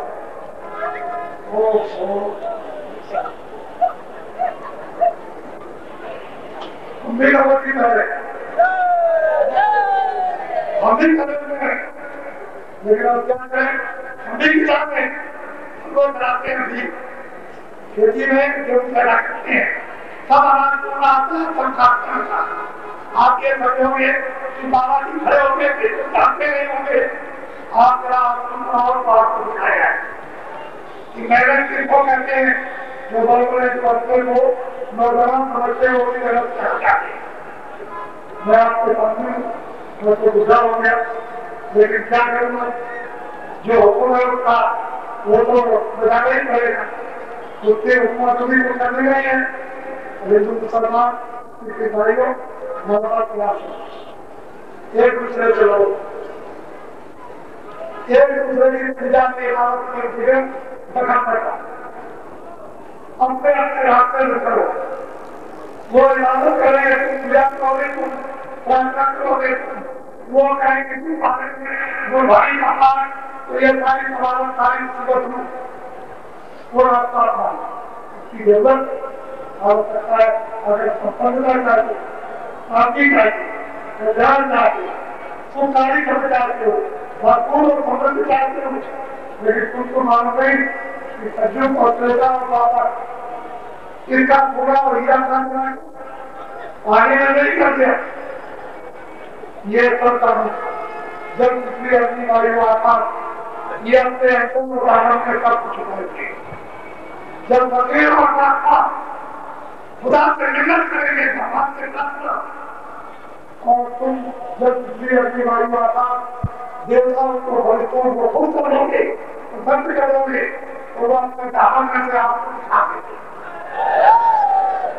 मालूम है कि बाबा जी ने कहा है कि गांव की देवियां और वे हिंदू मुसलमान सिख ईसाइयों की हीरा करते हुए आपको गांव में जो खेतों में काम करेगी उसकी दिखाई देगी। समय की कल्पना में लेकिन भारी परिवर्तन चाहे जैसे भी हो आकाश टूट जाए जमीन फट जाए तूफान आ जाए और उसका एक समय निश्चित है। इसलिए आप सबको पूछना और अपने अधिकार का कुछ सदुपयोग करना यही तुम्हारे लिए सर्वोपरि है। अपने घर को समझो अपने बजट को इंसान समझो जो लोग समझ जाएंगे ये भाई अपनी बात ये बहुत किस्मती रही कि मुझे सेवा करने का इन दोनों में बड़े जोर सोचे अपने लोगों की सेवा सामने जाकर और जो कुछ भी धर्म है हिंदू मुसलमान सिख ईसाइयों अब ये बताओ कि मैंने कुछ बुरा नहीं कहा मैंने कुछ बुरा नहीं कहा तो सबसे से बताओ कि किसी की कोई आलोचना तो नहीं की लेकिन जब बीमारी हो जाएगी तो डॉक्टर को साथ देता है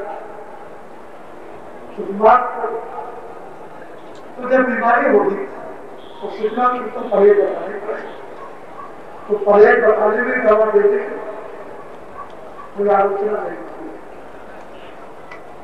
परहेज भी बताया दवा भी दी परहेज भी करा दिया दवा भी दे परहेज और दवा से ऐसा कर दिया आलोचना महात्मा वकील की आलोचना जो बीमारी हो गई वो अपनी जगह पर भाग और भाग करके उनको बता देते और दवा कर देते हैं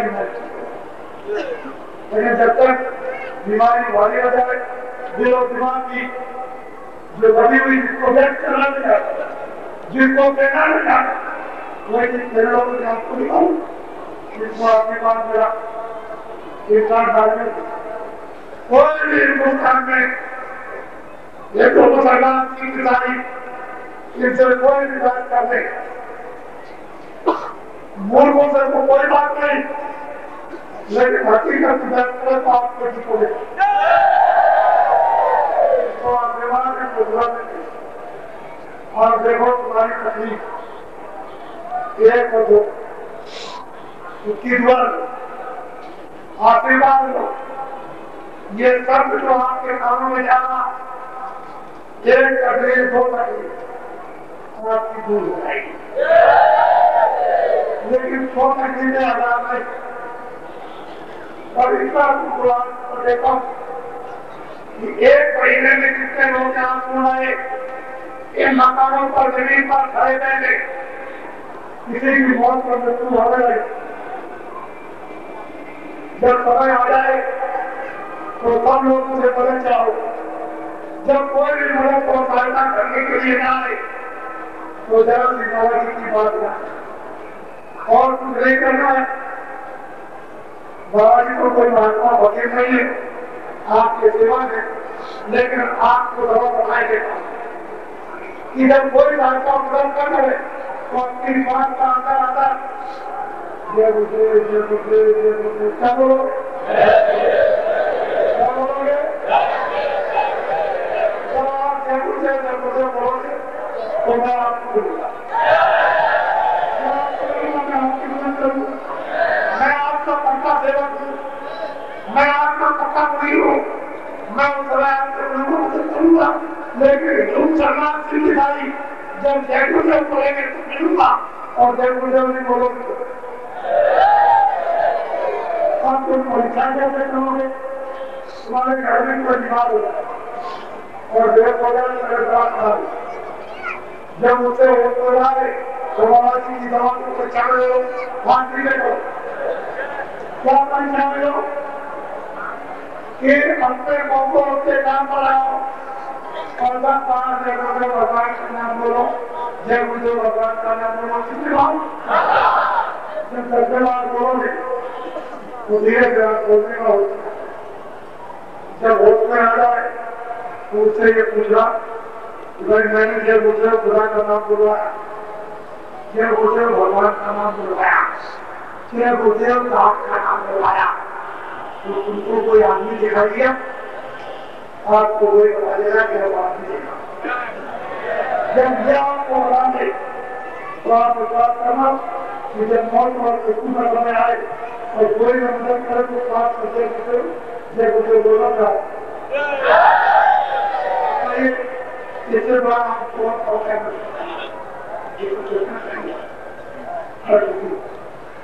तो जब कभी आप दोबारा आपके नगरों में किसी मैदान में जब आपको पूछना थे कि बाबा जी का कार्यक्रम किन ढालियों के साथ आशीर्वाद के रूप में होने जा रहा, तो वो आशीर्वाद कोई नहीं आपको भी आशीर्वाद समझ रही उस वक्त बरकत कि खेती में अनाज कभी घटना नहीं बढ़ जाए, दुकान में कभी घटना नहीं बढ़ जाए, तनख्वाह कभी कम नहीं होती है बढ़ जाए, बात से बहुत बड़ी चीज है। लेकिन वो फकीर और बहुत हो सकते हैं और वो तो आप देखेंगे हमारे साथ पैसे भी आते हैं जो रोज 5,000 कमाते हैं, पता नहीं घर चले गया कहते थे 10,000 कमाते कहते हैं क्या हो गया बताइए। ऐसे भी अपने रोड से कमाते तो बर्तन बहुत बड़ी चीज है, वो बर्तन बहुत आप सब लोग खड़े हो जाओ, खड़े हो जाओ। ये समाचार लेंगे और बात करने जाएगा, जाओ और ये बताओ कि आप लोग राष्ट्रपति को समर्थन हो गए कि लोकसभा बंद कर दिया है,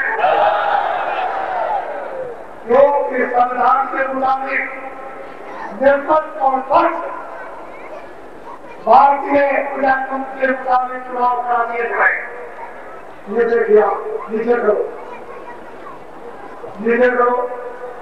आप लोग चाहते हो कि जब लोकसभा का प्रस्ताव आए चुनाव के लिए तो उनको स्वीकार कर लिया जाए, वर्तमान प्रधानमंत्री को आह्वान कराया जाए।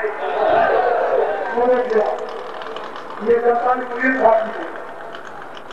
अब आप लोग चाहते हैं कि भारत के विधान बदलिए, जोर से आवाज लगाइए।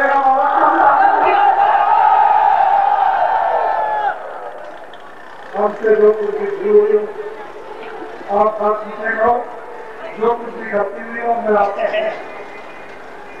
आप हमको छोटा समझते हिंदू मुसलमान सिख ईसाई जो लोग इंसान मनुष्य वो हमको छोटा समझ करके हमारे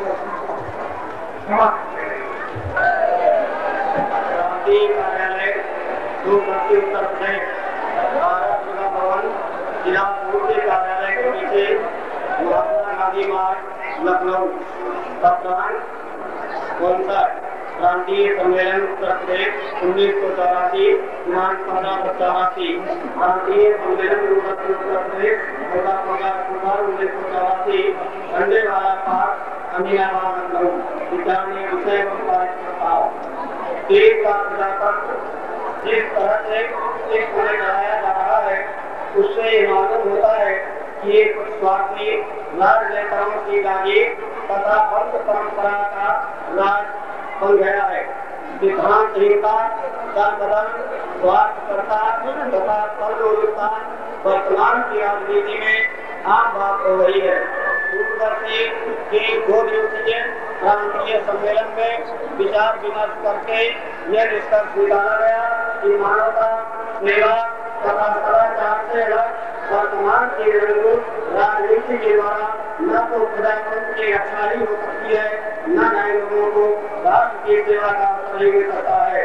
अतः 19-20 के 1984 को वडोदरा सूरत गुजरात में संपन्न दूरदर्शी के पंचम राष्ट्रीय महाधिवेशन में इस संबंध में प्रस्ताव का समर्थन करते हुए प्रस्ताव पारित किया गया कि प्रजातंत्र के मजबूती एवं नमनों को देश सेवा का अवसर उपलब्ध कराने के लिए एक विधान परिषद राज्यसभा सदस्य तथा राज्यपाल को केवल 5 साल की एक वर्ष के लिए सेवा का अवसर मिलना चाहिए ताकि उनको सत्ता के प्रति मोह भी न होने पाए, साथ ही सेवा करने की ओर लग जाए।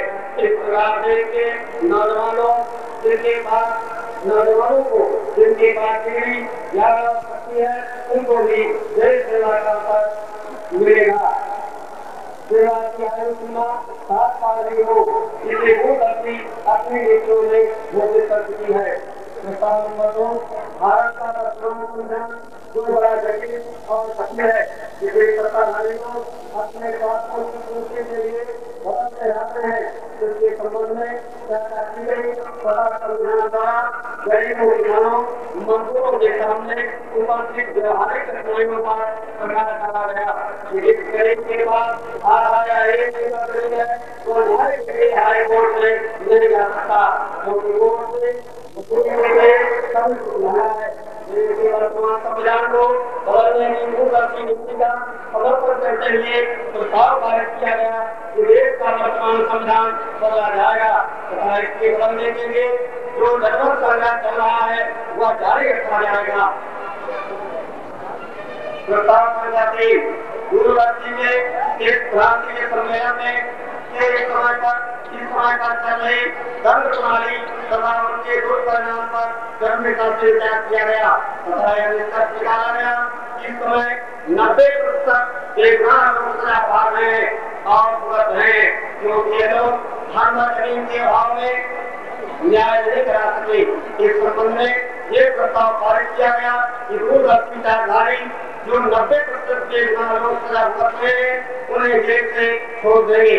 प्रस्ताव संख्या 4, संज्ञान में एक राष्ट्रभाषा की महत्व एवं आवश्यकता पर बल दिया गया तथा 19 सितंबर 1984 को वडोदरा सूरत में संपन्न पंचम राष्ट्रीय महाधिवेशन में भारी सारे देश प्रस्ताव जिसमें सारे देश की एक राष्ट्रभाषा किए जाने का समर्थन किया गया था, उसका समर्थन करते हुए प्रकाश डाला गया कि बिना एक राष्ट्रभाषा के राष्ट्र संगठित नहीं रह सकता तथा राष्ट्रीय अखंडता के लिए एक राष्ट्रभाषा की नितांत आवश्यकता है। सबसे दुखद बात यह है कि आजादी के 35 वर्षों के बीत जाने के बाद भी अपने देश की एक राष्ट्रभाषा नहीं हो सकी। विदेशी भाषा अब भी हमारे ऊपर लड़ी हुई है। सर्वसम्मत से ये प्रस्ताव पारित किया गया कि सारे देश की एक ही राष्ट्रभाषा होनी चाहिए। दूरदर्शी तो राष्ट्रभाषा के संबंध में अपनी नीति पहले घोषित कर चुकी है। प्रस्ताव नंबर 5, देश का व्यापार जितना इस समय सत्ता की राजनीति से प्रभावित है उतना कभी नहीं रहा। इस समय दोनों क्षेत्र के व्यापार घाटे से प्रभावित है, विशेषकर सार्वजनिक क्षेत्र के व्यापार। विचार विमर्श के पश्चात दूरदर्शी नीति का पुष्टिकरण करते हुए प्रस्ताव पारित किया गया कि दूरदर्शी चारधारी व्यापारियों उद्योगपतियों से कोई चंदा न लेते हैं तो भविष्य में इतनी महंगी नहीं रहेगी। दूरदर्शी चारधारी व्यापारियों उद्योगपतियों से कोई चंदा न तो लेते हैं और न भविष्य में लेंगे। अन्य पार्टियों को भी इनसे चंदा नहीं लेना चाहिए, तभी महंगाई कम हो सकेगी। Wealth tax, surcharge, sale tax खत्म करके एक राशि दूसरी करती है। प्रस्ताव नंबर 6, राष्ट्र के विकास एवं उसकी समृद्धि के लिए कर्मचारी अधिकारियों के मार्ग पर प्रयास करते हुए प्रस्ताव पारित किया गया कि कर्मचारियों अधिकारियों के रिटायर की आयु 60 साल करने के साथ रिटायर होने के लिए उन्हें ग्रेजुटी प्रोविडेंट फंड व पेंशन लगाकर मिल जाएगा। यदि उनके लिए वह फंड नहीं मिलता है तो उनकी सर्विस तब तक जारी रहेगी जब तक सभी देश वह कार्य नहीं ले जाते। दूरदर्शी ने इस आशय की नीति पहले ही स्पष्ट कर दी है। प्रस्ताव संख्या का राजनीतिक परिवर्तन का एक माध्यम वर्तमान समय में निर्वाचन ही है। अब देश में सिद्धांतहीन व निरंकुश राजनीति जनता का भला नहीं कर सकती है। अब दूरदर्शी ये चाहता है, अतः प्रस्ताव पारित किया गया है कि भावी निर्वाचनों में उत्तर प्रदेश की समस्त लोकसभा एवं विधानसभा क्षेत्रों से दूरदर्शी अपने प्रत्याशी खड़ा करेगी। देश के सभी लोकसभा क्षेत्रों से दूरदर्शी प्रत्याशी खड़े करने का निर्णय राष्ट्र स्तर पर पहले ही लिया जा चुका है। निर्वाचनों को सफलतापूर्वक संचालित करने के लिए प्रदेश स्तर पर 11 सदस्यीय चयन एवं संचालन बोर्ड का भी गठन किया गया। 31 दिसंबर 1984 तक सारे प्रदेश में दूरदर्शी के प्रचार व प्रसार व संगठन के लिए विशेष संपर्क एवं प्रचार अभियान चलाने का निर्णय लिया गया। जय गुरुदेव। जय गुरुदेव। इस सम्मेलन में प्रस्ताव को भी दूरदर्शी महामंत्री उत्तर प्रदेश माननीय डीसी जी आपके सामने पढ़ रहे थे। तत्पश्चात इस सम्मेलन के समापन घोषणा शांति से माननीय संग्राम चौधरी करेंगे और साथ ही साथ सबका आभार प्रदर्शित करेंगे। नाम के अध्यक्ष माननीय संग्राम चौधरी। जय गुरुदेव। धन्यवाद। 1984 को झंडे वाले 5 इलाहाबाद में आयोजित किया गया। दूरदर्शी के जन्मदाता परम पूज्य बाबा गुरुदेव जी महाराज ने हमारे पर जो आशीर्वाद मार्गदर्शन और महान संदेश दिया है, इसके लिए हम उनके चरणों में वंदना करते हुए हार्दिक आभार व्यक्त करते हैं तथा भविष्य के लिए भी आशीर्वाद एवं मार्गदर्शन की कामना करते हैं। राष्ट्रीय सचेतक डॉक्टर बालकृष्ण तिवारी जी तथा अन्य राष्ट्रीय पदाधिकारियों ने बढ़ाकर जो समय मार्गदर्शन दिया है, उनका भी हृदय से हम आभार व्यक्त करते हैं। प्रदेश के विभिन्न विभागों से, प्रदेश के विभिन्न विभागों से आए हुए प्रतिनिधि भाई बहनों ने जो कष्ट उठाकर सम्मेलन में भाग लिया, सहयोग देकर इसे सफल बनाया, हम उनके लिए भूल सराहना करते हुए धन्यवाद देते हैं। लखनऊ नगर तथा अन्य जिलों की नगर ग्राम की जनता जनार्दन ने जो अपना समय और सद्भाव देकर आयोजन को सफल बनाया है, हम दूरदर्शी उत्तर प्रदेश की ओर से विशेष आभारी है तथा भविष्य में भी उनके सद्भाव और सहयोग की कामना करते हैं।